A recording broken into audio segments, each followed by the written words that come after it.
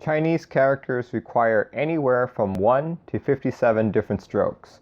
For someone not accustomed to writing them, this can be a very time-consuming process. It also doesn't help when your handwriting is as bad as mine. Good thing you have computers and keyboards to help you out.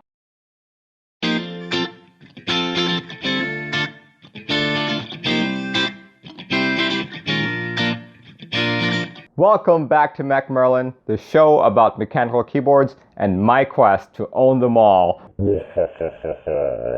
Speaking of quests, a few weeks ago I was in Taipei, Taiwan, looking for all the best places to buy mechanical keyboards. If you haven't watched it yet, check it out in the link at the top left. Anyway, in that video, I proclaimed that I actually didn't find anything here that's incredibly rare or Taiwan exclusive. You can find all these keyboards in the States. I lied. Liar! Liar! Previous videos showed hints of this keycap set, and while I was in Taipei, I decided to check out B18 to see if they had any more in stock. And they did. So, I present to you a Mandarin Ducky PBT set. And guess what? I'm giving it away! So stay tuned till the end of the video to find out how you can win this amazing set. This set came in a nice plastic case that holds each keycap securely. It even survived a suitcase being manhandled by baggage handlers in 2 airports and a trip across the Pacific. Like Ducky keyboards, these only come in a standard layout. So if you have a non-standard bottom row or your modifiers are different sizes, you're out of luck. Sorry. Let's look at one of the keycaps in detail. Ducky keycaps are all OEM profile. Comparing this to WAN from Signature Plastics, we see that it's a different shade of white. Ducky makes some thick PBT keycaps, and we see no difference in their consistency with this. There are 4 different legends. I have a hard time believing that they are all die sub. One of them has got to be pad printed, but I really can't tell which one. So why are there 4 legends? There are many ways to input Chinese characters. The first way is called pinging, which utilizes the English alphabet system via transliteration. The second way is called zuying, which is the Mandarin alphabet. The third way is called dayi, which allows you to type the components of a character. And last but not the least is called changjie.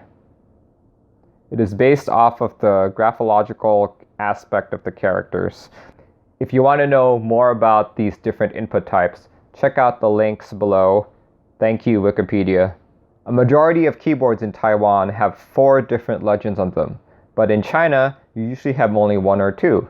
That's because in China, pinging is the preferred way of input. This is one reason why you're most likely to only see this keycap set in Taiwan.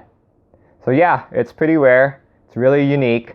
I've actually never seen anyone here in the States have this keycap set. So yeah, it's rare, it's unique, and I'm giving it away. And yes, I know I'm hyping it up. So what do these look like on an actual keyboard? Today's model is my very first Cherry MX keyboard, the KUL ES87 with Cherry MX brown switches. Enjoy.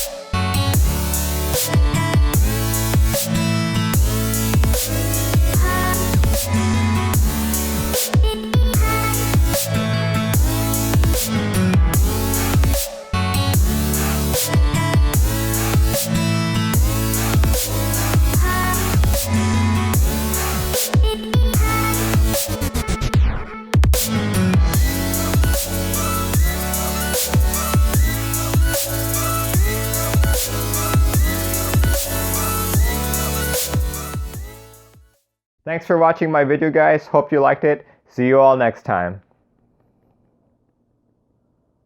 Just kidding.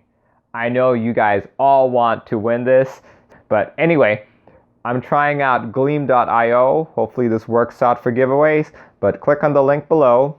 It'll ask you to subscribe to my channel, and please, please, please give me a like and give me a comment or two. Let me know how this goes. And good luck, best wishes. See you all next time.